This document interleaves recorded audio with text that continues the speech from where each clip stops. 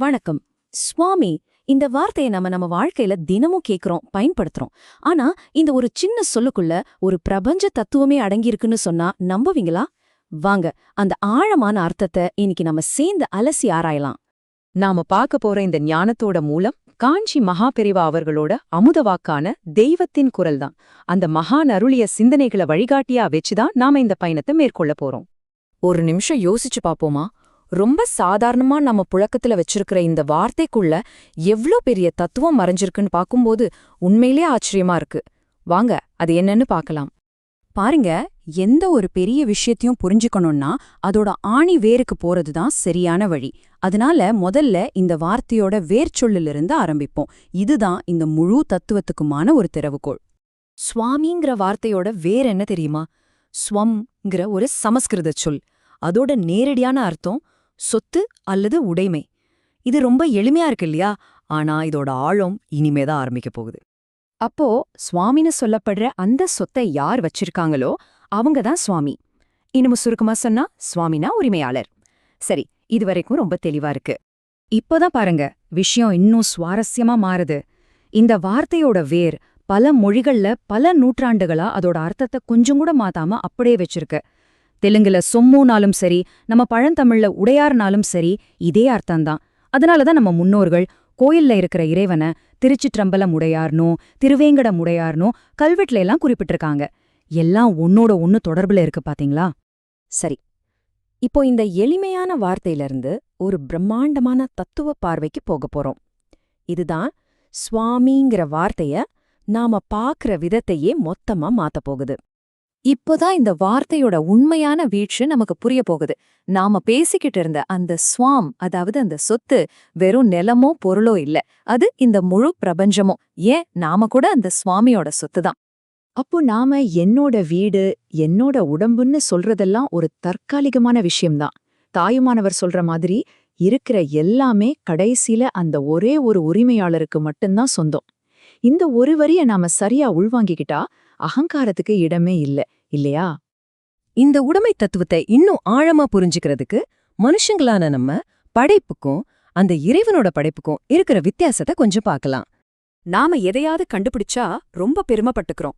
ஆனா உண்மையில நாம என்ன செய்றோம்? ஏற்கனவே இருக்கிற பொருட்களை எடுத்து அதை வேற ஒரு வடிவத்துக்கு மாத்துறோம், அவ்வளவுதான். நம்மளால ஒரு அணுவை உருவாக்க முடியுமா? முடியாது. ஆனா அந்த சுவாமி அந்த மூலப்பொருளான அணுவையே படைச்சிருக்கார். அதுதாங்க உண்மையான படைப்பு. மகாபெரியவா கேக்குற இந்த கேள்வி நம்ம எல்லைய நமக்கு நல்லா உணர்த்துது. இவ்வளவு தொழில்நுட்ப வளர்ச்சிக்கு பிறகும் ஒரு சின்னஞ்சிறிய புல்லிலைய நம்மளால உருவாக்க முடியுமா? நிச்சயமா முடியாது. ஏன்னா நாம வெறும் பயனாளிகள் தானே தவிர உரிமையாளர்கள் இல்ல. சரி, இதையெல்லாம் புரிஞ்சுக்கிறதுனால நமக்கு என்ன லாபம்? இங்க இருந்துதான் நம்ம வாழ்க்கைக்கான ஒரு முக்கியமான நடைமுறை போதனை ஆரம்பிக்குது. அதுக்கு பேருதான் சரணாகதி. ஒரு நிமிஷம் யோசிச்சு பாருங்க. ஒரு பொருளுக்கு ஏதாவது ஆச்சுன்னா அதோட கவலை அந்த பொருளுக்கா இல்ல அதோட உரிமையாளருக்கா? உரிமையாளருக்கு தான் இல்லையா? அதே மாதிரி நாம அந்த சுவாமியோட சொத்துனா நம்ம கவலைகள், நம்ம பாரங்கள், நம்ம எதிர்காலத்தை பத்தின பயம், இந்த சுமைகளையெல்லாம் நாம ஏன் தூக்கிட்டு தெரியணும்? அது அந்த உரிமையாளரோட பொறுப்பு. இந்த சரணாகதிய 3 படிகள்ல எளிமையா அடையலாம். முதல்ல, நான் அவனோட சொத்துங்கிறத முழுசா உணர்றது. அடுத்து, எல்லாமே உன்னோட செயலுன்னு அவன்கிட்ட முழுசா ஒப்படைச்சிடுறது. கடைசியா, அதோட பலனா கிடைக்கிற அந்த பாரம் இல்லாத, கவலை இல்லாத பேரமைதி நிறைஞ்ச வாழ்க்கையை அனுபவிக்கிறது. இந்த விளக்கத்தோட இறுதியில உங்களுக்கான ஒரு சின்ன கேள்வி. உங்க மனச அழுத்திக்கிட்டு இருக்கிற எந்த பாரத்தை இது என்னோடது இல்ல, அந்த உரிமையாளரோடதுன்னு உணர்ந்து இன்னைக்கு உங்களால இறக்கி வைக்க முடியும்? இந்த ஆழமான சிந்தனைகளை எங்களோட சேர்ந்து ஆராய்ஞ்சதுக்கு ரொம்ப நன்றி. இது மாதிரியான ஞான பொக்கிஷங்களை நாங்க எங்க ஞானகோஷ் சேனல்ல தொடர்ந்து பகிர்ந்துக்கிறோம். எங்களோட ஞானகோஷ் சேனல் சனாதன தர்மத்தோட காலத்தால் அழியாத பொக்கிஷங்களை உங்களுக்காக பல மொழிகள்ல கொண்டு வந்து சேர்க்குது. இந்த ஞானத்தை எல்லாரும் புரிஞ்சுக்கிற மாதிரி ஒரு எளிமையான தெளிவான வழியில கொடுக்கறது தான் எங்களோட நோக்கம். ஆங்கிலம், ஹிந்தி, மராட்டி, தமிழ், மலையாளம், கன்னடம், தெலுங்கு, குஜராத்தின்னு பல மொழிகள்ல எங்களோட பதிவுகள் இருக்கு. இன்னும் நிறைய மொழிகள் வர இருக்கு.